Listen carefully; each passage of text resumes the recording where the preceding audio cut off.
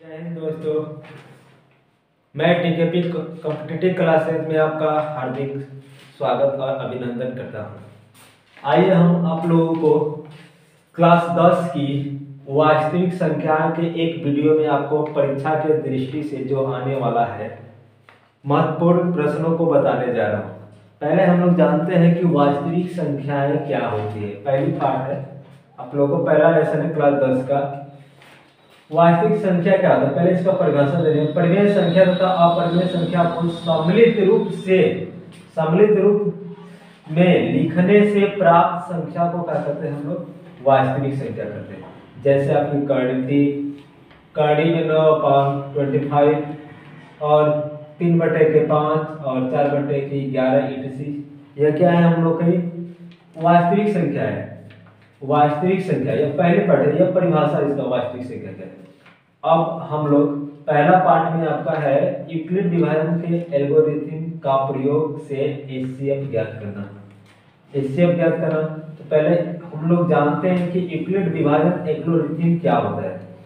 इनका मतलब होता है कि मासा जो भाग विधि से हम लोग मासा करते हैं वही तरीका होता है। जैसे मान लीजिए कोई संख्या है, आपको किसी संख्या में ए है, ए में बी का भाग करते हैं और हम लोग का रिमाइंडर बच जाता है। क्या बचता है हम लोग का रिमाइंडर आर, और हमको मान लीजिए क्यू बढ़ जाता है। क्या देता है क्यू आर। तो एल्गोरिथम का हम लोग 8वीं क्लास उसके पहले क्लास में पढ़े होंगे कि भाज्य बराबर भाजक गुणे भागफल प्लस शेषफल होता है।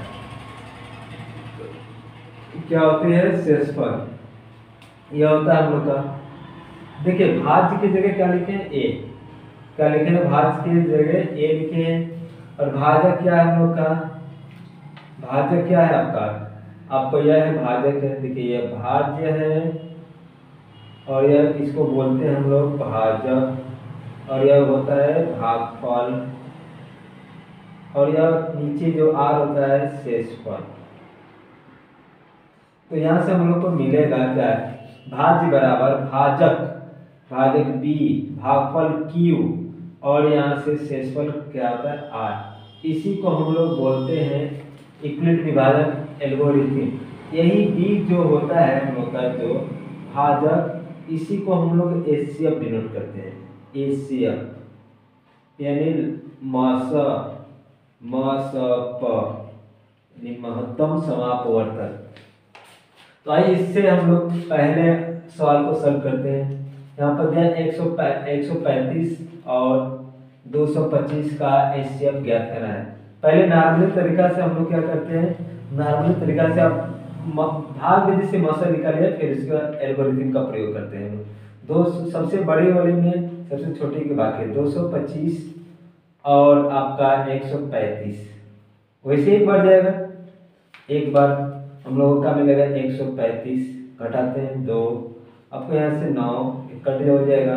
फिर यहाँ से हम लोग क्या करते हैं 135 में 90 का भाग करेंगे यहाँ से, तो एक बार जाएगा, यहाँ पर मिलेगा 90, यहाँ घटाते हैं 5 4, अब फिर यहाँ पर भाग करेंगे हम लोग का 90 में, जब तक पूरी तरह कट न जाए। और यहाँ से हम लोग भाग कर रहे हैं तो 2 बार जाएगा, 45 गुना के 90 क्या हो जाएगा हम लोग का कट गया। देखिए कितने चरण में कटा है हम लोग का, यह कितने चरण में हुआ है। देखिए आपका एक चरण यह हुआ है, एक चरण यह हुआ है, 3 चरण। तो यहाँ पर लिखेंगे यूक्लिड विभाजन से, यहाँ से लिखेंगे आपको यूक्लिड विभाजन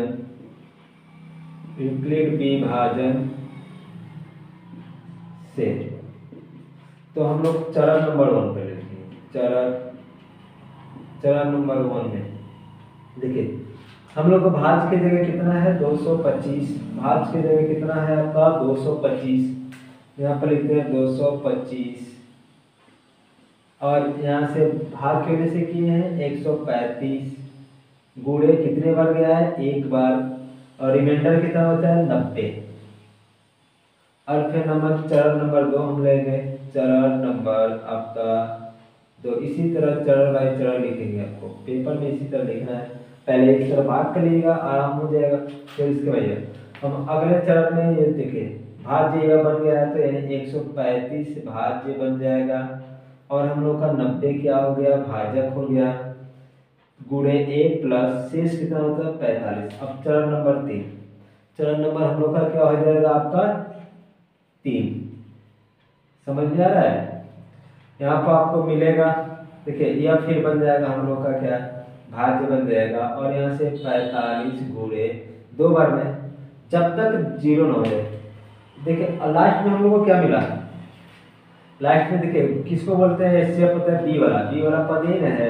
अर्थात हम लोग का बी बराबर आपको मिला है 45, तो एचसीएफ हम लोग का मिल गया आपका 45। सही आपको का आंसर है। उम्मीद है कि समझ में आ रहा होगा। अब चलते हैं, देखिए उसी प्रकार यहाँ से हम लोग चलते हैं 867 और 255 का एचसीएफ निकालना। तो यहाँ से हम लोग लेते हैं आपका वही काम करते हैं 8 नंबर 2 की स्तर में 855 या 867 सॉरी 255। यहाँ से हम लोग क्या करते हैं, बड़े वाला में भाग करते हैं। 867 में 255 का भाग करेंगे, कितने बार जाएगा आपका 3 बार तो जाएगा नहीं, क्योंकि 2 3 6। देखते हैं 3 बार, 3 5 15, 3 5 15, 1 16 के 6, 16 के 6 और 3 गुना के 6 1 7। माइनस करते हैं, कितना मिलेगा आपका 2 0 1 102। और यहाँ से फिर भाग करेंगे 255 में, 255 में भाग करते हैं, कब बढ़ जाएगा 2 बढ़ जाएगा, यानी 204 हो जाएगा। घटाते हैं 1 5 51 और यहाँ से हम लोग को मिलेगा 102, फिर 2 बार जाएगा 102 हो जाएगा आपका। ये कितना मिलेगा 102, ये कट गया, यहाँ से कट गया। अब इसी प्रकार हम लोग क्या करते हैं, चरण 1 चरण 2 इस तरह लिखते रहते हैं। यहाँ पर बनाते हैं चरण 1। चरण 1 में आपका क्या मिलेगा, यह पहला स्टेप जो लेंगे हम लोग। भाज्य क्या है 867 और यहाँ से भाजक कितना है 255 गुणे 3 प्लस में 102।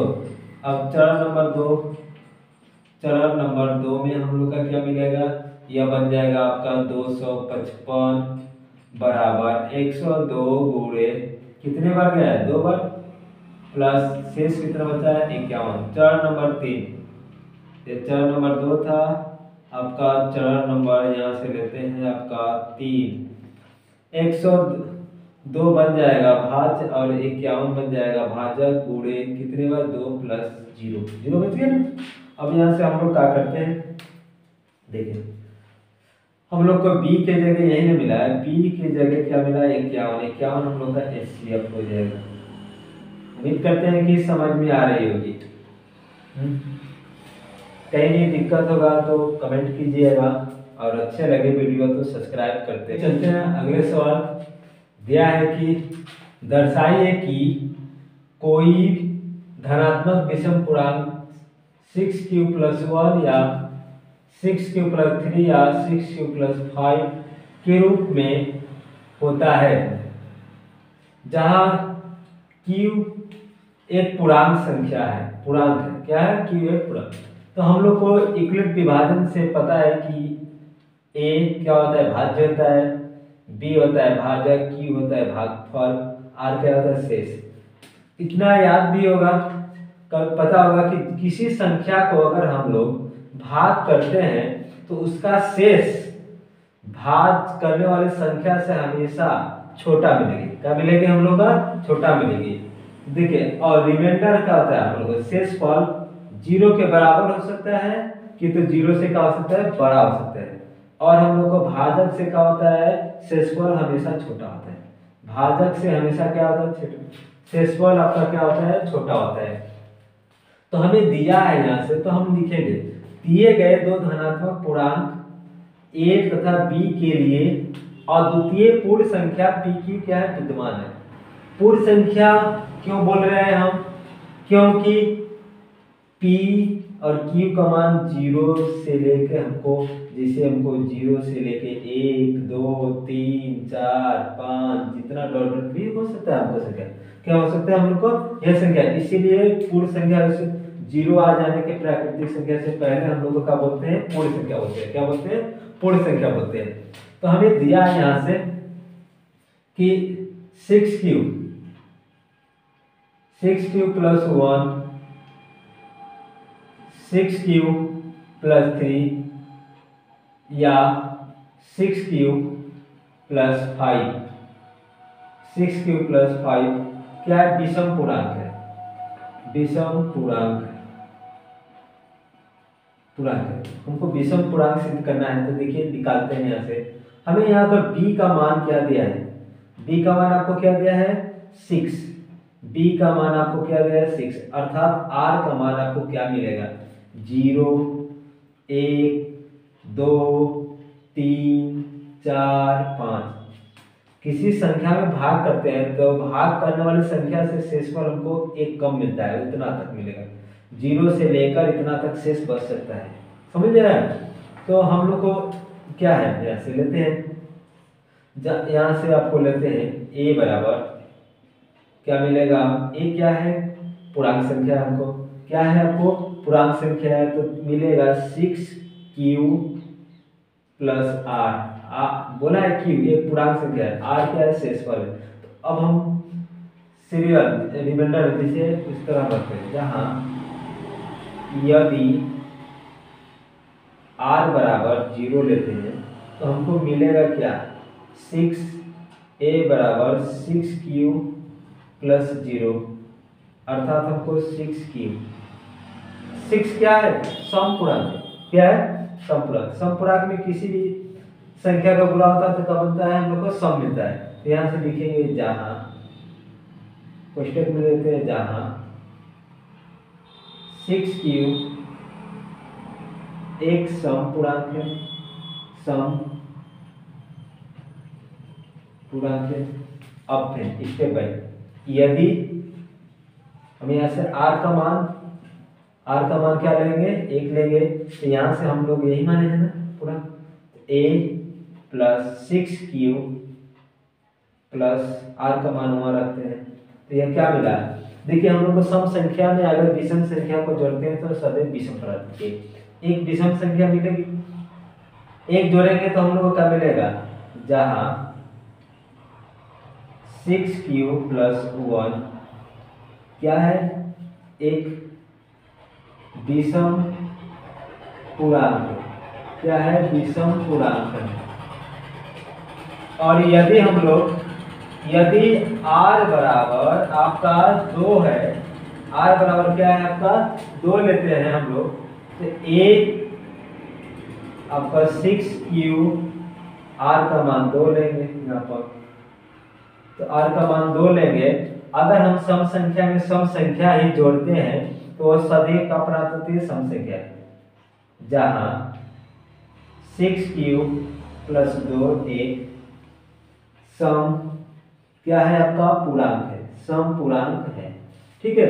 उसी प्रकार हम अब यहाँ से रखते हैं, यदि अगर हम अब यहाँ पर रखेंगे r का मान 3 रखेंगे, r का मान यहाँ से, तो हम लोग को और कुछ प्राप्त होगा।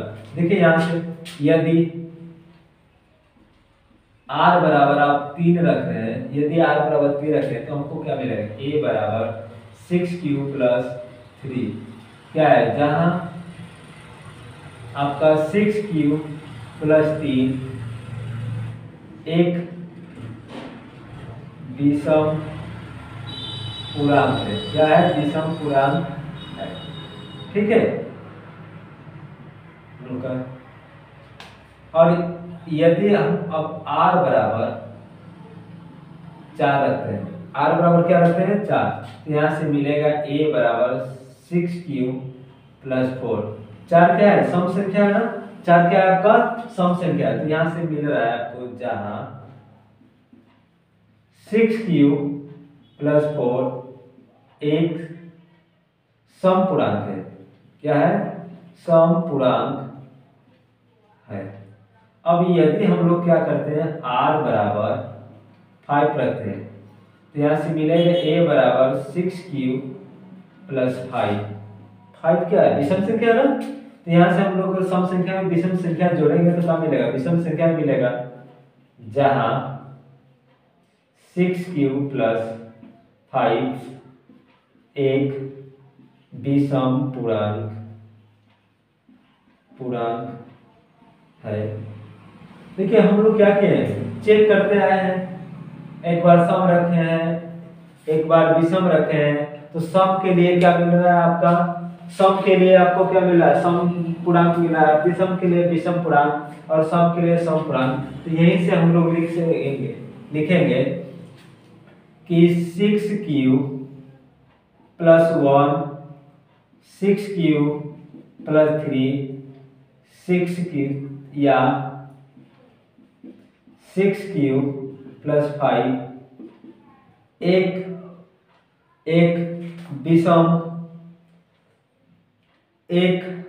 विषम धनात्मक पूर्णांक होता है। क्या है, धनात्मक विषम पूर्णांक होता है। समझ में आया होगा आप लोग को, इतना उम्मीद है कि आप लोग भी समझ में आया है। आपको समझ में आया तो वीडियो को लाइक सब्सक्राइब करते रहिए। अभी शुरू में कोशिश कर रहे हैं, हो सकता है आप लोग को बढ़िया से बढ़िया हमेशा कंटेंट देने का कोशिश करेंगे। अच्छा लगे तो वीडियो को सब्सक्राइब और सपोर्ट कीजिए। जहाँ भी कोई दिक्कत हो रहा है वहाँ पर आप कमेंट कर सकते हैं और कमेंट में लिख सकते हैं, फिर उसके बाद हम उसको सुधारने का कोशिश करेंगे। गलतियाँ होगी तो अभी कोशिशें कर रहे हैं तो उसको माफ कीजिएगा, समझ लीजिए। चलते हैं अगले सवाल। यहाँ पर क्या यूक्लिड विभाजन प्रमेय का प्रयोग करके दर्शाइए कि किसी धनात्मक पूर्णांक का वर्ग किसी पूर्णांक m के लिए 3m प्लस 1 के रूप में होता है। तो यूक्लिड विभाजन का यही नियम होता है कि a बराबर b गुणे q प्लस r। 0 से बड़ा r का मान या बराबर होता है और b से क्या होता है, छोटा होता है। तो यहाँ से मानते हैं, माना x कोई धनात्मक पूर्णांक है तो यह 3q प्लस 1 3q प्लस 2 के रूप में होगा। तो अर्थात x बराबर हम लोग को क्या मिलेगा, 3q। क्या मिलेगा, 3q। और यहाँ से r का मान क्या मिल सकता है, देखिए b का मान 3 है ना, b का मान 3 है तो r का मान 0 1 2 हो सकता है। क्या हो सकता है, a हो सकता है। तो यहाँ से हम लोग लेते हैं, क्या करते हैं, वर्ग के रूप में बोला है तो हम क्या करते हैं, दोनों पक्षों का वर्ग करने पर तो यहाँ से मिलेगा x² और यहाँ से मिल जाएगा, इसका वर्ग करेंगे हम लोग तो क्या मिलेगा आपका, यहाँ से स्क्वायर करेंगे, यहाँ से मिलेगा आपको 9q²। x² बराबर यहाँ से 3 गुणे 3q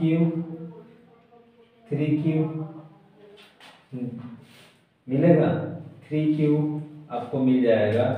यहाँ से क्या लेना है, 3q के रूप में मिलेगा हमको, तो यहाँ से 3q² हो जाएगा, आपको वर्ग के रूप में होता है। अगले सवाल, यूक्लिड विभाजन प्रमेय का प्रयोग करके दर्शाइए कि किसी धनात्मक पूर्णांक का वर्ग किसी पूर्णांक m के लिए 3m प्लस 1 के रूप में होता है। यहाँ से लेते हैं यूक्लिड विभाजन, यही होता है हम लोग का यूक्लिड विभाजन का a बराबर b गुणे q प्लस r। 0 से बड़ा r का मान होता है या बराबर b से क्या होता है, छोटा। तो अर्थात हम लोग का यहाँ से लेंगे, आपको यहाँ पर मान लेते हैं, माना x कोई धनात्मक पूर्णांक है तो 3q और 3q प्लस 1 और 3q प्लस 1 के रूप में होगा। तो b बराबर क्या मिला, 3। तो r का मान हो सकता है 0 1 2 हो सकता है, ये हो सकता है। तो यहाँ से लेते हैं x बराबर 3q हो जाएगा हम लोग का, क्या हो जाएगा 3q। और यहाँ से दोनों पक्षों को क्या करते हैं हम लोग, वर्ग करते हैं। दोनों पक्षों का वर्ग करने पर वर्ग करेंगे तो यहाँ से मिल जाएगा x² बराबर आपको मिलेगा 9q²। अर्थात हम लोग को इसको इस रूप में लिख सकते हैं, x² बराबर 3 गुणे 3q²। और इसको मान लेते हैं, जहाँ 3 क्यूब स्क्वायर बराबर m मानते हैं। तो अर्थात हमको मिलेगा एक्स स्क्वायर बराबर 3m। क्या मिला? 3m के रूप में मिल गया यहाँ से, यह मिला आपको। और फिर एक बार यहाँ लेते हैं, आपको भरते हैं इसमें। देखिए इसमें आर बी का मान कितना है आपका? 3 है। तो एक्स बराबर आपको मिलेगा, माने कोई धनात्मक पूर्णांक एक्स माने एक्स, और 3 क्यू प्लस आर का मान 1 रखते हैं। क्या रखते हैं? 1। अब दोनों पक्षों का पुनः वर्ग है, दोनों पक्षों का वर्ग करने पर क्या करते हैं हम लोग? वर्ग करने पर वर्ग करेंगे तो हम लोग को क्या मिलेगा? यहाँ से देखिए क्या मिलता है, एक्स स्क्वायर। यहाँ से 3 क्यूब का वर्ग करें तो कितना हो जाएगा आपका? 9 क्यूब स्क्वायर प्लस 1, और यहाँ से मिल जाएगा 3 दूना के 6 क्यूब, 6 क्यूब हो जाएगा। और यहाँ से हम इसको क्रम से लिख देते, देखिए 9 Q square plus 6 cube plus 1। यहाँ से हम बना देते हैं, यहाँ से एक्स स्क्वायर बराबर आपको मिलेगा, यहाँ से क्या मिलेगा देखिएगा यहाँ, तो 3 गुणे 3 क्यूब। ठीक है, हम कॉमन कर लेते हैं, यहाँ से कॉमन करेंगे, 3 कॉमन करेंगे तो यहाँ से मिलेगा 3 क्यू स्क्वायर प्लस 2 क्यूब और प्लस में 1। अब यहाँ से इसके बराबर मान लेते हैं, जैसे यहाँ पर हम मान रहे हैं जहाँ 3 क्यू स्क्वायर प्लस 2 क्यू बराबर क्या मानते हैं? एम। तो अर्थात हम लोग का मिलेगा एक्स स्क्वायर बराबर 3m प्लस 1। ठीक है, हमको 3m प्लस के रूप में मिला ना। तो आगे इसी प्रकार काम करते हैं, x बराबर आपको 3 क्यूब प्लस 2। पुनः क्या करेंगे हम लोग? पुनः वर्ग करने पर पुनः वर्ग करते हैं हम लोग, करके देख लेते हैं। आपको देखिए यहाँ से मिल जाएगा आपका एक्स स्क्वायर और यहाँ से मिलेगा एक्स स्क्वायर। यहाँ से करेंगे एक्स स्क्वायर बराबर 9 की स्क्वायर प्लस आपका 2a भी होता है, 3 दूना के 6, 6 दूना के कितना हो जाएगा? 12 की प्लस 4 हो जाएगा। तो रहेंगे तो हमको यह बन जाएगा, यहाँ से एक्स स्क्वायर बराबर, यहाँ से 3 कॉमन कर रहेंगे तो क्या मिलेगा आपका? 3 क्यू स्क्वायर प्लस 4 क्यू, क्या मिल जाएगा आपको? 4 क्यू मिल जाएगा आपको। यहाँ से क्या करते हैं, 3 का क्यू कर रहे हैं तो हमको 9 स्क्वायर, और यहाँ पर 2a भी होता है, 2 3 दूना के 6, 6 दूना के 12, ये मिल जाएगा आपका यहाँ से। फिर इसके बाद हम लोग कर लेते हैं, आपको कितना यहाँ से आपको कॉमन क्यू, ताकि आपको यहाँ से कॉमन करें तो 4 क्यू मिल जाएगा आपका। कितना मिलेगा आपका? 4 क्यू। ये मिलेगा 4 क्यू प्लस 4 मिलेगा, 4 क्यू प्लस का मिल जाएगा आपका 4 मिलेगा, ये नहीं मिलेगा आपको। तो यहाँ से आपको मिल सकता है 4 क्यू प्लस 4। देखिए यहाँ पर समझिएगा आप लोग, हम लोग को यहाँ से क्या कर सकते हैं, एक्स स्क्वायर बराबर 3, देखिए हम इसको इस रूप में लिखते हैं, 9 Q square plus 12 Q plus 3 plus 1 लिख सकते हैं। इतना में से आप काम करिए, यहाँ से कॉमन करते हैं, 3 कॉमन करेंगे तो 3 Q square plus 4 Q plus में 1 और यहाँ प्लस 1, और इसको मान लेते हैं जहाँ यहाँ से मान लेते हैं 3 Q square plus 4 Q plus 1 बराबर क्या मानते हैं? m। तो यहाँ से मिलेगा एक्स स्क्वायर बराबर 3m प्लस में 1। क्या मिला हमको? देखिए ये वर्ग संख्या है, जहाँ प्राप्त हुआ यह वर्ग संख्या, और इधर का मिला पूर्णांक के रूप में, यह वर्ग के बराबर में मिल रहा है।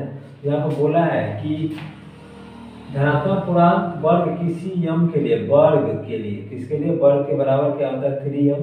3m मिल गया, 3m प्लस 1 होता है, 3m प्लस 1 हो गया, और 3m प्लस 1 का भी मिल गया, यहाँ से 1 मिल गया। तो यहाँ पर लिखेंगे अतः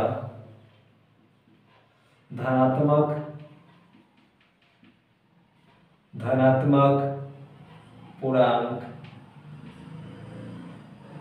का वर्ग, धनात्मक पूर्णांक का वर्ग किसी पूर्णांक m के लिए m के लिए 3m प्लस 1 के रूप में होता है। ठीक है, उम्मीद है कि आप लोग को समझ में आया होगा। हम लोग को देखिए बोर्ड एग्जाम से के दृष्टि से यह सब पूछा जाता है, आपको 4 नंबर में पूछा जाता है और कभी उसके जो एचसीएफ दिया था 2 नंबर में पूछ देता है। तो आपको उम्मीद करते हैं कि समझ में आया होगा। तो दोस्तों आज के लिए इतना ही। जय हिंद।